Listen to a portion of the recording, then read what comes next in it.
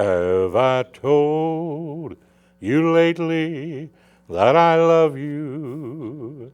Can I tell you once again somehow? Have I told you lately that I love you, little darling? Well, June, I'm telling you right now. My heart would break in two if I should lose you. I'm no good without you anyhow. Have I told you lately that I love you, little darling? Well, June, I'm telling you. Well, June, I'm telling you right now. Well, have you got anything to say about that, Miss June? Are you ready? Are you ready? Are you ready for the Lord? I'm John Stevenson with Travels with the Stevenson, and are you ready for the Lord? I'm the wife, June Geiman-Stephenson, and I am ready for the Lord. Are you? Well, we're still doing my life story as I understand it, right, June? It's chronicles. It's just chronicles of his life. Yes, we are, John. And since we just got over the midterm elections, Let me put it in my words. We're just recovering from the elections, as are many candidates nationally and statewide and locally. you know, folks, I got invitations to go to several different parties, victory parties, or if you lost, sad parties, but got the invitation to go to several of them, but I was still exhausted from campaigning. I campaigned as hard in these elections as I did for my own election, didn't I? Boy, it brought back a lot of memories of campaigning, canvassing territories. My You sang goodness your little gracious. heart out to all kinds of candidates this go around. I certainly did. Of course, we had a couple that lost. It was really sad. Very sad. Terry King, Schoborg, didn't quite make it, come very close. Very close. And of course, one of my gripes was the legal group, the lawyers that came in with their little committee, and I Money. think it was a conflict of interest, frankly, myself, but came in with their hidden contributions. And I just wonder if that's legal or not. That's sort of like picking your judge that you want to be before and having that influence with them. And particularly when you don't know where the funds are coming from, other than quote unquote the group of attorneys.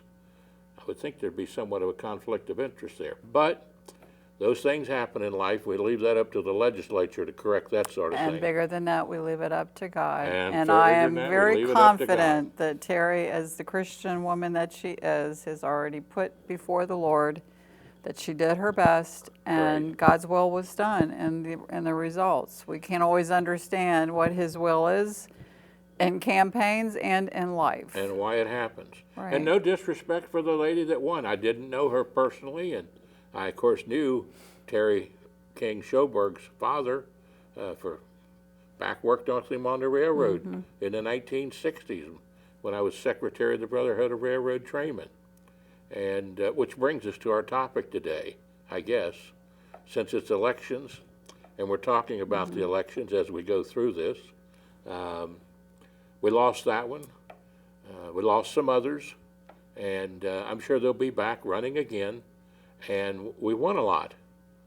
Kim Mosier won, and we were deeply involved trying to help there and singing for her. Of course, sang for Terry, sang for Judge Zala over in Campbell County, and he won. Invited us to his party over there, and we wish we could have gone, but we were totally exhausted. I needed sleep. I'll be honest, we were invited to a lot of little events post-election, and I told John, I said, you have a date with me in front of the TV in our pajamas, and that's where we spent watching the results come in. That's right. Best post-election party I've ever been to. Right, right. Something happened when I turned 65. Pajamas sound a whole lot better these days. Yeah. Well, I sang for Ed Massey, You state sang a representative lot. in Boone County. And You he were won. wearing me out. He won despite even the governor being against him from his own party. Right. I thought, there's something in this mixture here that is a little hard for me to comprehend. Of course, I used to be a Democrat, then I was a Republican, now I'm an independent, and I'm helping out a guy that's running as a Republican, but then the Republican governor supports an independent candidate. Whoa, man! Did you this catch is, that? this Because is hard I got lost. This is hard for the brain to work through. And, Well, and that was the reason we decided today, since this is 2 days out from Election Day. So today is November the 8th, 2018. And we were going to talk about John's life. He has done so much in his life. And in your personal life, we only got up through Kenton Elementary. Right. And we were starting his time in Simon Kenton High School. But we decided, since John was so involved and still is involved politically with supporting people who are for godly principles. I'm sorry, that is our agenda. We vote for people who we believe that want to practice and serve with godly principles. Because whether you're a Christian or not, if you operate in the principles of God, you're going to have honest government. You're going to have a solid government. You're not going to have a fractured or divisive government. So we thought we would try to talk a little bit today about tie those things together. Yeah, and how you got involved in politics yourself, just a little bit. Well, including Thomas Massey won his race, which I predicted. What did he win? Because some people may not United know. States Congress. People, let me ask you, what's a congressman do? Well, I worked for a congressman. One of the first campaigns I ran, or was a big part of, was with Congressman John B. Breckinridge, and went to Washington, D.C. with him to help set up his office, and then came back and worked as his field representative and handled all education-related matters and all agriculture-related matters and all energy-related matters in the 70s there, which was quite a challenge with the energy crisis that we had. But the office of the congressman, like Thomas Massey, the most important function is to serve your constituents and to vote with godly principles. Okay, hold that thought for just a second. So we're going to take it back a couple steps. So one of John's hats in life was being an advanced government teacher. So I'm forever learning the function of government because I don't fully understand it myself. And I'm not sure many people do. So that's what we thought we would tap into today, the role of governmental positions. Right. So because I didn't fully understand, what does a congressman do? Who do they represent? How many are there per state? Right. As well as what's a senator? What's the difference between a state senator and a state representative and a congressman and a U.S. senator? Those are Okay. things that how many people, how much do you really know about that? Well, the first thing you do, you look at the big picture. The big picture is the United States and America. And in the United States, each state has 2 senators, regardless of the size of the state. That gives your state a particular balance of, shall we say, strength in the writing of legislation and in the dealing with government. So you have 2 senators per state, whereas congressmen are based on the population, not the state. Okay, stay with the Senate for a second. Okay, U.S. the senators. U.S. senators, They're only represent 2 per state. Only 2 per state, How long are their terms? 6 years. And why is that? Well, because a senator represents the whole state, and they figure that he has to be a much bigger campaign. His role is for stabilization of the government, the length of time. The senators are more of a diplomat for the state, as well as they approve judicial appointments, for instance. Okay. We have probably the most powerful, and I might add, effective senator in the country, in Senator Mitch McConnell.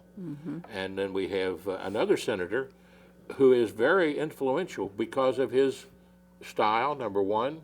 Number two, he's very outspoken, extremely well versed on the laws and on the functions of the office, and that's Rand Paul. Now, as senators, they are spokesmen for Kentucky, but their influence, quite frankly, is much greater than other states have with their senators because of their abilities and their length of service. Your time in the Senate is basically, and in the House, but in the Senate we're talking about right now, is basically based upon your seniority. In other words, the longer you're there, elected to be there, the more seniority you have, which allows you to choose the committees that you want to be on. You have a little more influence. Like Senator McConnell is majority leader of the Senate.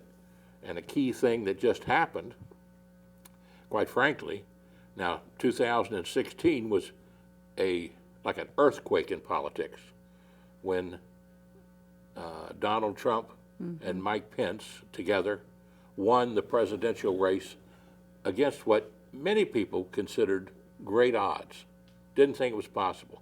In fact, nobody predicted that he would even get through the original Republican primary with 17, 18 candidates, many of them well qualified. Unbelievable. It was an unbelievable win. That's the reason that I, frankly, have said that, and some people would disagree with this, but this is how I feel.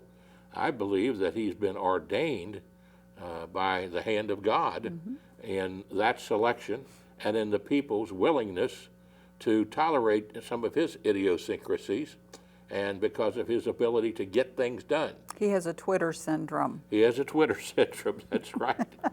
But he's also got a syndrome of being able to really see what the real issues are in an event and how to negotiate them. And Congress and the Senate is a big part of it is negotiations because everybody has different ideas and different strengths. So that's Senator McConnell. Now, let me ask you a question. How, we have 2 U.S. senators. yes. What area do they cover? Do they both cover the Commonwealth of Kentucky, or is each Both covered. assigned to? Nope. So they are they're right in the state. all of them do the same in every state. All They're 120 counties in every state. Your 2 senators represent everybody. everybody in the Okay. state. All right. Now your congressmen don't do that. Okay. Like in Kentucky, it's based upon the size of your population. We have 6 congresspersons, and from Kentucky. We used to have 7. Do they base that on you say on Population. population? Okay. For every, I think it's around 535,000, something like that. Okay. And that you have in your district. So each district, and now your congressman then, like our congressman, Thomas Massey, who won re-election here against a gentleman by the name of Seth, someone I believe it is, but that was part of his problem. Not enough people really knew him. But their strongest candidate, I actually think, got defeated in the primary because of they didn't think that she could get beat. But Thomas Massey is very strong. Look at how big he won the race, better than 2 to 1, you know. So, and he is a worker. Now, he is a different personality too, but he has earned respect because of his character. Even more respect from me. I don't agree with him on some issues, but it's easier for me to be with him now because I see why he's doing what he's doing. And he represents northern Kentucky, down the river to almost to Louisville, part of that area right down there, and then all the way down on the eastern side of the state, sort of down the rivers, both ways. Well, let's go back. Let's stay with the senators for just a second. So, what is their role? Their role is to, in a nutshell. In a nutshell, is to be the overseers of the diplomats. The senators do the judicial hearings. That's the reason they had all the hearings on the Supreme Court and the other courts. Hundreds of judges get confirmed. Plus, they confirm the president's appointees on other positions also. They play a major role in that. And they are the stabilizing body. Are they lawmakers? Do they make laws, or is... No, they help to make laws. Okay. I mean, the laws are laws that come from the House. That go to... They go to the Senate. Then they can compromise. They can have joint sessions they send to where both sides, a committee from both sides look at the laws. and it's a process. Somebody compares it to making sausage, and they grind it out. And, all right. But anyway, we got all these congressmen. Now, Kentucky gets 6 congressmen. California might have 40 congressmen because of the population. Texas might have 40. I'm not sure exactly how many, but in other words, it's based upon the population of the state from the last census. And then when they change, then they redistrict. They do a redistricting thing so that your position in your state might actually move a little bit. How many for congresspersons? How many U.S. senators are there? There are 2 per state. 2 per so state, we have 50 states. Okay. 100 senators. So in this election that just took place, where were we before Election Day? Well, with before Republicans, Election Day, Independents, and Republicans? Yes, you had 51 Republicans before this election. Okay. And you had 49 Democrats. Okay. And that was one of the reasons that they had a terribly difficult time, because if just one Republican, like what happened to them on the health care bill, they had it ready to throw out Obamacare completely, and it failed to pass by 1 vote. Senator McCain voted against it, and at the last minute. And so they're still left with remnants of that Obamacare and the mandatory fact of having it. Now, whether that'll change or not, who knows for sure. But one thing did happen. The people spoke loud and clear that they wanted the Republicans to have more influence.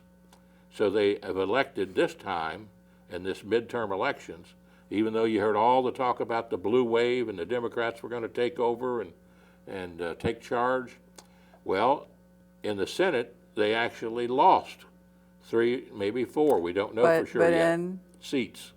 In the U.S. Senate? The U.S. Senate, the Democrats lost. Oh, I thought you were talking, okay. No, the Republicans picked up. They went from 51 to maybe either 53 or 54, depending upon one state that hasn't come in yet. And that's still undecided. They're Arizona? Arizona and then possibly Sally Florida. And Cinema are the ladies' well, names. There's one in Florida that's contesting. That's I think the We're asking for a recount. No, no, DeSantis won, and but that was a governorship, right? But Nelson and Scott won. He's ahead and he's won, but they might have to have a recount. But the U.S. senator who has been let's see, how long has he been there? He's been there for, I think they said 40 years. No offense, Mr. Nelson, but there is a time to go. So go on home. Well, I think he's going to go because Scott was ahead considerably.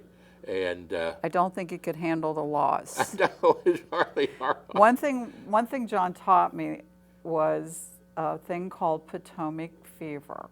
Would you like to share with us before we go into the house what Potomac fever is? Potomac fever is where my boss back in the 70s was Congressman John Breckinridge. Which we will fill you in all on another day when we continue John's life saga. Yes. But today. Anyway, he was born and raised early in Washington, D.C., actually, in an old mansion out on the Potomac River called Salubria.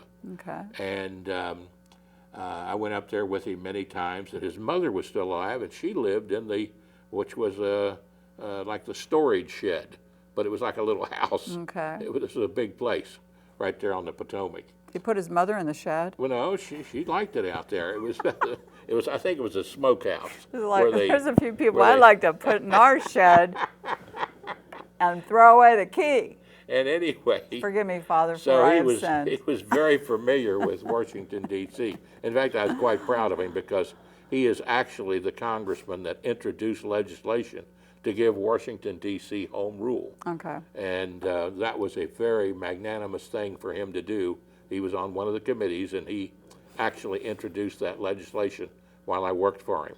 And it was a great blessing to particularly the African-American community, which lives right there in Washington, D.C.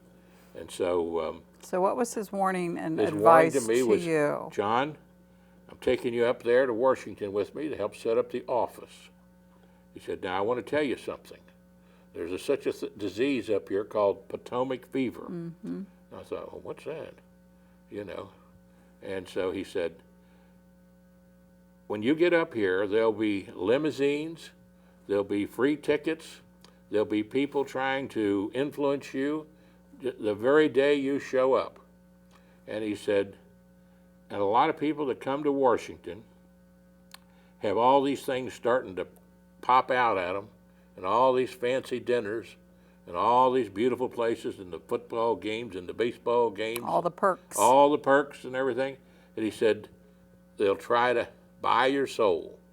And he said, just remember, don't catch Potomac fever, because if you get your hand in the cookie jar, and he took his hand up like that, he said, you get your hand in the cookie jar, I'm going to lop it off one finger at a time. And I said, oh my. So there. And so there. That was a great advice. It's great advice, and I'll tell you why it was great advice. Because one of the things I learned that Donald Trump talked a great deal about, cleaning the swamp. The swamp even needed to be cleaned back then. Regardless and of... believe me, John Breckenridge and I did some cleaning of the swamp. Regardless of what party you're affiliated with, whether you like President Trump or not, you know, he one of the things that he campaigned on was cleaning out the swamp. And all of us as citizens of the country realize that there's Potomac fever, and there's corruption, and there's this and there's that, and we know there was a swamp. Well, but regardless of what party you're in, nobody realized how big and nasty the swamp was and is. And how wasteful it is. Yeah. And can be. And what do we mean by swamp now? And we talked about congresspersons, and we talked about senators. You have a little more power. Did you say senators or senators? Senators. You have congressmen and you have senators. Well, senators have the 6-year term. So they're called U.S. senators. That's the reason they're much more powerful. Okay. Because, and even more powerful over the bureaucracies, because the bureaucracies, thousands of employees, I mean thousands, and you have thousands of agencies, thousands of them. You have these great departments, including the Department of Education, Interior, the Highways, Transportation, all these departments. It's like little fingers out there of bureaucracies. All of them with their own appointees and their own merit system employees. Now, what happens when you go in there as a congressperson? They know you've only got 2 years, and then you have to run again. That's one of the bad things about that short term. I agree. Because when you're there and you're trying to use influence to get your problems taken care of in your district. You're also campaigning. Well, you're also campaigning all the time, because that's the way you got to stay elected. And you have the problem of the bureaucracy looks at you, and when you ask them to do something that's ethical and legal, and if they don't want to do it for political reasons or personal reasons or whatever, they look at you with the attitude, unfortunately, not all of them, not most of them, but many of them do, look at you with the attitude of, you're gone in 2 years. I'm here for a lifetime. Now that's one thing that needs to be changed in government. How would that be introduced? That would be a new legislation? Well, you have to have some new legislation. You have to do what Donald Trump did with the Veterans Association. They passed some legislation where somebody could be fired or sent on to other types of things they wanted to do in work if they didn't do the right things. You have to have some influence as an administrator. Now that doesn't mean that you can go in for political reasons and just start whacking off heads, but you have to have a balance. But one of the things that has happened in our federal government, of the size of the government, you got to remember to look at this fact. You've got your senators are there for 6 years. Your congressmen are only there for 2 years. But they're managing, along with the president, they're managing a tremendously large size government. And when government gets too big, it gets bulky, it gets overruns, and then the theory comes in, whether it's state government or federal government, of let's increase our budget, whether we need it or not, because if we don't ask for the funds, we won't get any extra funds. And the key point in all this, and saying all this, is we're almost $22 trillion in debt as a country. It's hard to imagine. And somewhere down the line, you have to pay. There is no such thing as a free lunch.